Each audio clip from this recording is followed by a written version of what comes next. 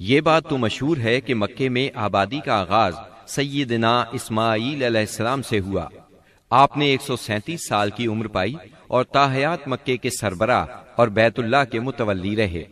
آپ کے بعد آپ کے 2 صاحبزادگان نابت پھر قیدار یا قیدار پھر نابت یکے بعد دیگرے مکے کے والی ہوئے۔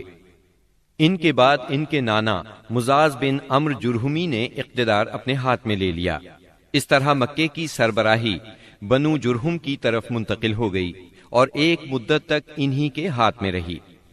سیدنا اسماعیل علیہ السلام کا زمانہ قریباً 2000 برس قبل مسیح ہے۔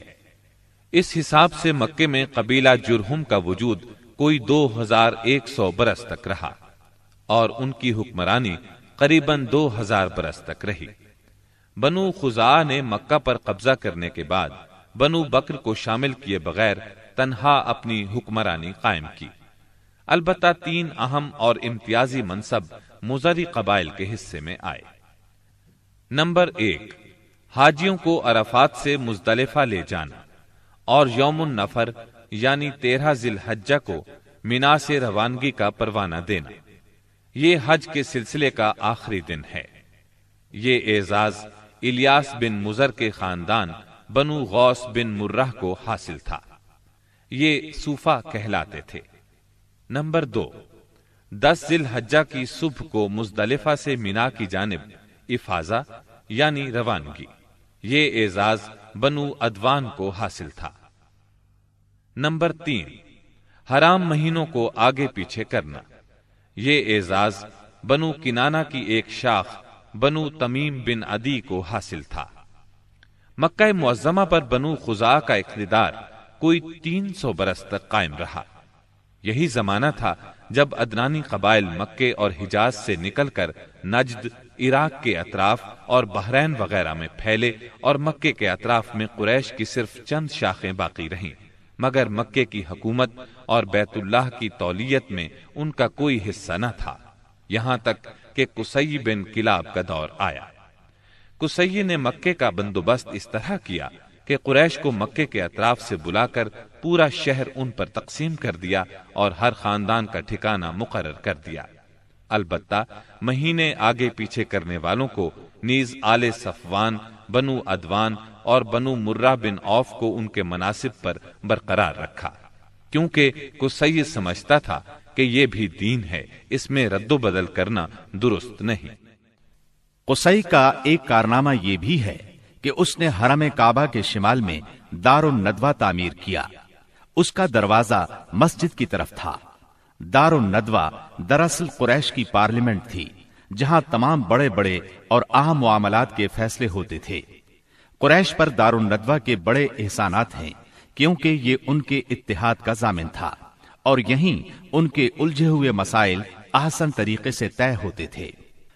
قصی کو سربراہی اور عظمت کے یہ مرتبے حاصل تھے۔ نمبر 1، دار الندوہ کی صدارت، جہاں بڑے بڑے معاملات کے بارے میں مشورے ہوتے تھے اور جہاں یہ لوگ اپنی بیٹیوں کی شادیاں بھی کرتے تھے۔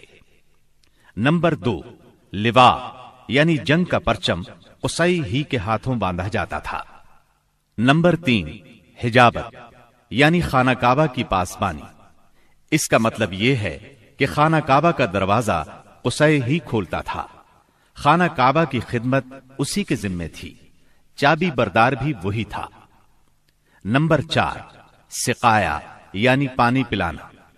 اس کی صورت کچھ یوں تھی کہ حوض میں حاجیوں کے لیے پانی بھر دیا جاتا تھا، اس میں کچھ کھجور اور کشمش ڈال کر اسے شیریں بنایا جاتا تھا۔ حجاج جب مکے آتے تو اسے پیتے تھے۔ نمبر 5، رفادہ یعنی حاجیوں کی میزبانی۔ حاجیوں کے لیے بطور ضیافت کھانا تیار کیا جاتا تھا۔ اس مقصد کے لیے قصی نے قریش پر ایک خاص رقم مقرر کر رکھی تھی۔ یہ رقم حج کے موسم میں قصی کے پاس جمع ہو جاتی تھی۔ وہ اس رقم سے حاجیوں کے لیے کھانا تیار کراتا تھا۔ جو لوگ تنگ دست ہوتے یا جن کے پاس توشہ نہ ہوتا وہ یہی کھانا کھاتے تھے۔ ان کے علاوہ کچھ اور عہدے بھی تھے جنہیں قریش نے آپس میں تقسیم کر رکھا تھا۔ ان کی تفصیل یہ ہے۔ نمبر 1، ایسار یعنی فالگیری، قسمت کا حال دریافت کرنے کے لیے بتوں کے پاس جو تیر رکھے رہتے تھے ان کی تولیت، یہ منصب بنو جمح کو حاصل تھا۔ نمبر 2، مالیات کا نظم یعنی بتوں کا تقرب حاصل کرنے کے لیے جو نذرانے اور قربانیاں پیش کی جاتی تھیں ان کا انتظام کرنا، جھگڑوں اور مقدمات کا فیصلہ کرنا، یہ کام بنو سہم کو سونپا گیا۔ نمبر 3، شورا، یہ اعزاز بنو اسد کو حاصل تھا۔ نمبر 4، اشناق یعنی دیت اور جرمانوں کا نظم، اس منصب پر بنو تیم فائز تھے۔ نمبر 5، عقاب یعنی قومی پرچم اٹھانا، یہ بنو امیہ کا کام تھا۔ نمبر 6، قبہ یعنی فوجی کیمپ کا انتظام اور شاہ سواروں کی قیادت، یہ کام بنو مخزوم کے حصے میں آیا تھا۔ نمبر 7، سفارت، یہ منصب بنو عدی کا تھا۔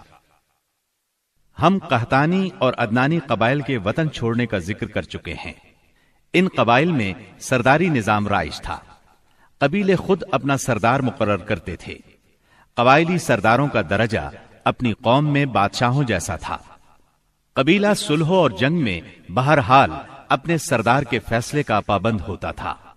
سردار کو وہی اقتدار اور اختیارات حاصل تھے جو کسی بادشاہ کو ہوا کرتے ہیں۔ حتیٰ کہ بعض سرداروں کا یہ حال تھا کہ اگر کبھی وہ بگڑ جاتے تھے تو ہزاروں تلواریں بے نیام ہو جاتی تھیں، اور وہ یہ بھی نہیں پوچھتے تھے کہ سردار کے غصے کا سبب کیا ہے۔ اب رہا سیاسی حالات کا مسئلہ۔ جزیرت العرب کے 3 سرحدی علاقے تھے، یہ تینوں غیر ممالک کے پڑوس میں تھے۔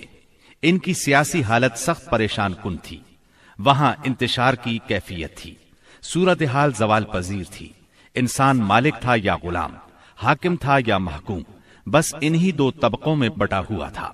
تمام تر فوائد سربراہوں کو، خاص طور پر غیر ملکی سربراہوں کو حاصل تھے، اور سارا بوجھ غلاموں کے سر تھا۔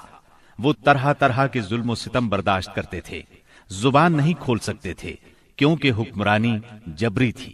انسانی حقوق نام کی کسی چیز کا دور دور تک وجود نہیں تھا۔